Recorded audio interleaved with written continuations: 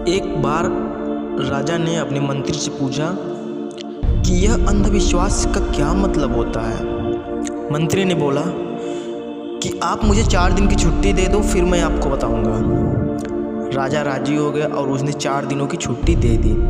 मंत्री मोची के पास गया और बोला कि भाई जूती बना दूं। मोची ने नाप पूछी तो मंत्री ने बोला भैया ये नाप वाप कुछ नहीं, 1.5 फुट लंबी और 1 बीता चौड़ी बना दो और इसमें हीरे जवाहरात जड़ देना, सोने और चांदी के तारों से सिलाई कर देना, और हाँ पैसे वैसे की चिंता मत करना, जितना मांगोगे उतना मिलेगा। तो मोची ने भी कहा ठीक है भैया, तीसरे दिन ले लेना। तीसरे दिन जूती मिली, तब पेमेंट देने से पहले मंत्री ने उस मोची से एक ठोस आश्वासन ले लिया कि वह किसी भी हालात में इस जूती का किसी से भी कभी भी जिक्र नहीं करेगा, यानी हर हालात में अनजान बना रहेगा। अब मंत्री ने एक जूती अपने पास रख लिया और दूसरी जूती पूजा स्थल में फेंक दिया। सुबह पुजारी पूजा करने के लिए आया तो उसको वो जूती वहाँ पर मिली। पुजारी ने सोचा यह जूती किसी इंसान की तो हो ही नहीं सकती, जरूर ईश्वर के यहाँ से आया होगा और उसकी छूट गई होगी, ईश्वर के यहाँ से आया होगा, उसकी छूट गई। तो उसने वह जूती अपने सर पर रखी, मत्थे में लगाई, पूजा की और खूब जूती को चूमा। क्यों? क्योंकि वह जूती ईश्वर की थी ना। वहाँ मौजूद सभी लोगों को दिखाया। लोग बोलने लगे कि हाँ भाई यह जूती तो ईश्वर की ही रह गई। उन्होंने भी उसको सर पर रखा और खूब चूमा। यह बात राजा तक गई। राजा ने बोला कि मुझे भी दिखाओ।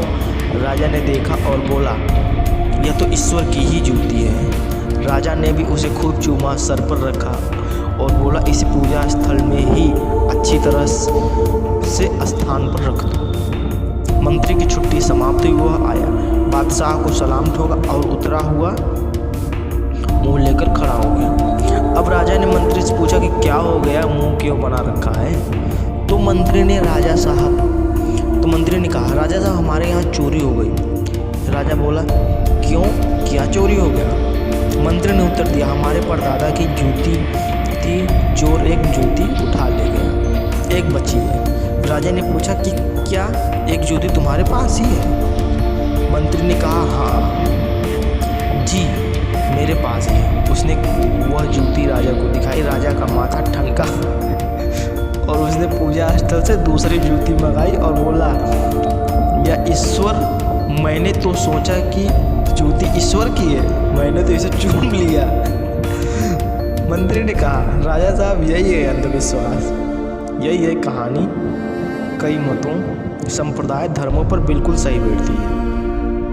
यह कहानी कई मतों संप्रदाय धर्मों पर बिल्कुल सही बैठती है। अंधविश्वास का मतलब है अपना दिमाग लगाए बिना, सोचे समझे बिना मान लेना, सर पे लगा लेना, चूमना, चाटना, नाक रगड़ना, जय जयकारी लगाना, फसाद करना आदि। पहले जानो फिर मानो, सत्य को परखो, सत्य को पहचानो, अत्तदीपो भव, अपना दीपक स्वयं बनो, तर्कशील बनो।